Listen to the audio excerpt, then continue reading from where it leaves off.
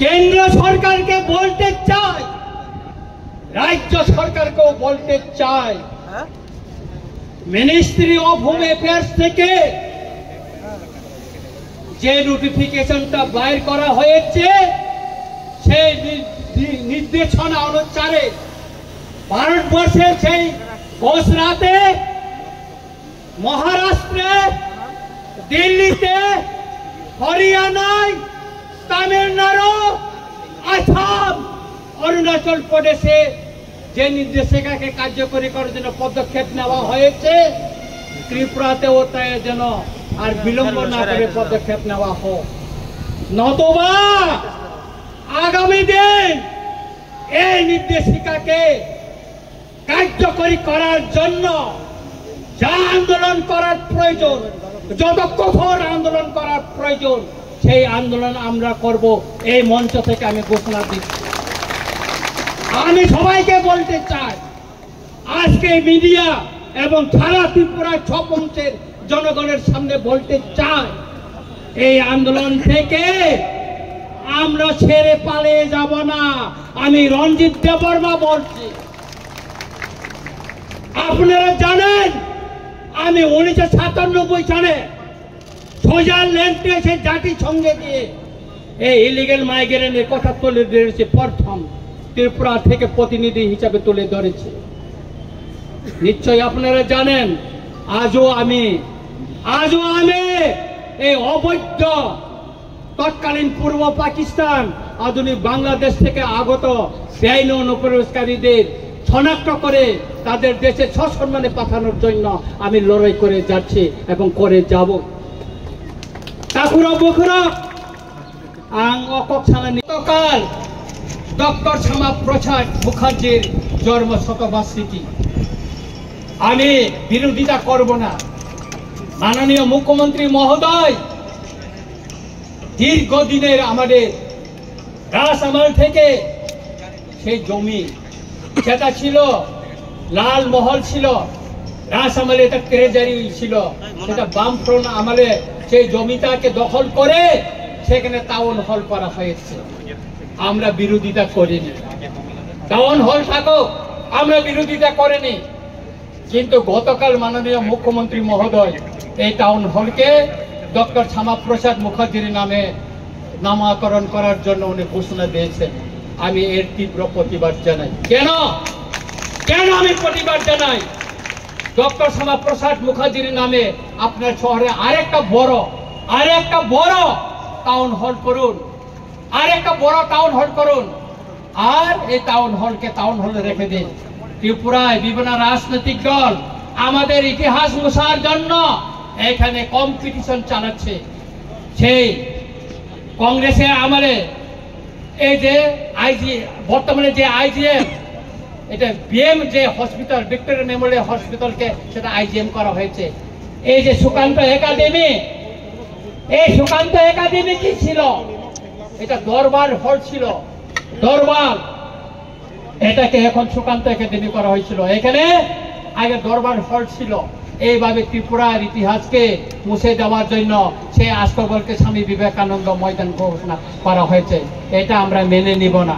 আমরা অনুরোধ করব মাননীয় মুখ্যমন্ত্রীকে, বিনয়ের সঙ্গে অনুরোধ করব, মাননীয় মুখ্যমন্ত্রী মহোদয়, আপনি আরেকটা জায়গায় অনেক কোটি টাকায় শীততাপ নিয়ন্ত্রিত একটা ডক্টর শ্যামাপ্রসাদ মুখার্জির নামে আপনি আরেকটা হল করুন, টাউন হল করুন। তাতে আমাদের এটা আমাদের কোনো আপত্তি থাকবে না। কিন্তু এই টাউন হলকে আপনি ডক্টর শ্যামাপ্রসাদ মুখার্জির নামে নামকরণ করে আপনি বিতর্ক হবেন না, কারণ কেউ করেনি। আমি ধন্যবাদ দিতে চাই আমাদের প্রাক্তন মুখ্যমন্ত্রী বিপ্লব দেবজিকে।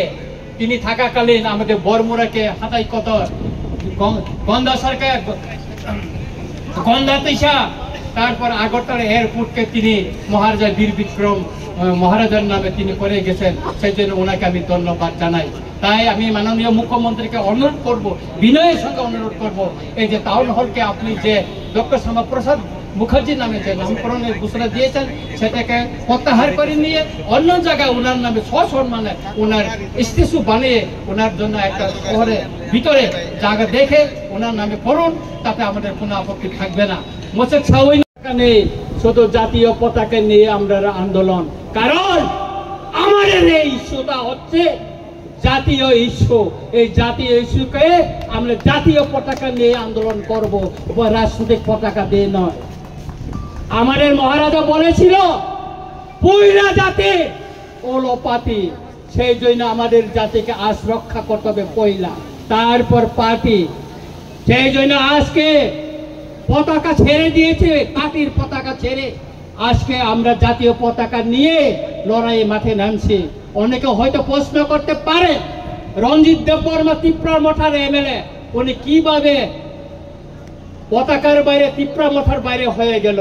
না, আমি আজকে এখানে ত্রিপুরা মঠার এমএলএ হিসেবে আসিনি, আমি সাধারণ জনগণ হিসাবে, জনপ্রতিনিধি হিসাবে আমি এখানে এসেছি। এই লড়াই সর্ব অংশের জনগণকে নিয়ে লড়াই। এখানে বাঙালি, পাহাড়ি, মুসলিম, খ্রিস্টান, বৌদ্ধিস্ট, হিন্দু সব অংশের মানুষকে নিয়ে আমাদের এই লড়াই। সেই জন্য আজকে এত লোক এখানে এসেছে। কেন এসেছে? আমাদের একটাই দাবি, একটাই, সেটা হচ্ছে যারা তৎকালীন পূর্ব পাকিস্তান, অধুনা বাংলাদেশ থেকে যারা ত্রিপুরায় এসে বসবাস করছে, আমাদের অধিকার কেড়ে নিচ্ছে, আমাদের জমি কেড়ে নিচ্ছে, আমাদের ভবিষ্যৎ বংশধরদের রক্ষা করার জন্যই আজকে তাদেরকে আমরা শনাক্ত করে তাদের দেশে ফেরত পাঠানোর জন্য দাবি জানিয়েছি। আমাদের দাবিকে ছাড়া দিয়ে আজকে ভারত সরকার তার মিনিস্ট্রি অফ হোম অ্যাফেয়ার্স থেকে নোটিফিকেশন জারি করে আজকে তাদেরকে শনাক্ত করার জন্য বলা হয়েছে। এই নোটিফিকেশন শুধু 2019 মে 25 না, 1971 সালে 29 নভেম্বর তখনও নোটিফিকেশন জারি করা হয়েছিল, কার্যকরী করেনি।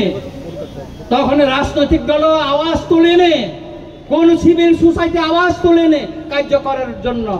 2017 বামফ্রন্ট শাসনে এই নোটিফিকেশন জারি করা হয়েছিল, কিন্তু তখন এটা লুকিয়ে রাখা হয়েছিল, কাউকে জানতে দেয়নি। তারপর 2021-এ এখানে বিজেপি এলএন সরকার আসার পরও 2021-এও নোটিফিকেশন জারি করা হয়েছে মিনিস্টার অফ হোম অ্যাফেয়ার্স থেকে, কিন্তু এটাকে লুকিয়ে রাখা হয়েছে। কিন্তু 2025 19 মে যে নোটিফিকেশনটা জারি করা হয়েছে তার কপি রঞ্জিত দেববর্মার কাছে এসে পৌঁছেছে। কেন? রঞ্জিত দেববর্মা চিঠি লিখেছে মিনিস্টার অফ হোম অ্যাফেয়ার্সকে, সেই জন্য এসেছে, সেই জন্য জনগণ জানতে পেরেছে এবং জনগণকে নিয়ে আমরা মাঠে নেমে পড়েছে। এই আন্দোলন যতদিন পর্যন্ত একজনও যদি ত্রিপুরা রাজ্যে, ভারতবর্ষে যদি অবৈধ অনুপ্রবেশকারী থাকে ততদিন চলবে। কারণ এই বেআইনি অনুপ্রবেশকারী আমাদের দেশের নিরাপত্তা, সার্বভৌমত্বের জন্য বড় একটা হুমকি। আপনারা জানতে পারছেন সেই কাশ্মীরে পেহেলগামে অ্যাটাক হওয়ার পর কি অবস্থা ভারতবর্ষে, তারপরে ভারতের স্বরাষ্ট্র মন্ত্রণালয় এই পদক্ষেপ নিয়েছে। আপনারা জানেন সেই আমেরিকা থেকে অবৈধ অভিবাসীদের প্লেনে করে হাত পা বেঁধে সেই পাঞ্জাবে ফেলে দিয়ে গিয়েছিল। কেন? কারণ এই অবৈধ অনুপ্রবেশকারীরা এটা দেশের হুমকি, দেশের নিরাপত্তার হুমকি, দেশের সার্বভৌমত্বের হুমকি। সুতরাং আমি সবাইকে অনুরোধ করব যে আজকে এই আন্দোলন, এই র্যালি কোন জনগোষ্ঠীর বিরুদ্ধে না, কোন জাতি ধর্মের বিরুদ্ধে না, এটা বেআইনি অনুপ্রবেশকারীদেরকে শনাক্ত করে তাদের দেশে পাঠানোর জন্য এবং কেন্দ্র সরকারের যে নির্দেশনা তাকে কার্যকরী করার জন্য এই আন্দোলন আগামী দিনে চলবে। আমি আমার বক্তব্যকে আর বিশেষায়িত করতে চাই না, আমাদের মিছিল এখনো শুরু হয়ে যাবে। আপনারা শৃঙ্খলাভাবে সবাই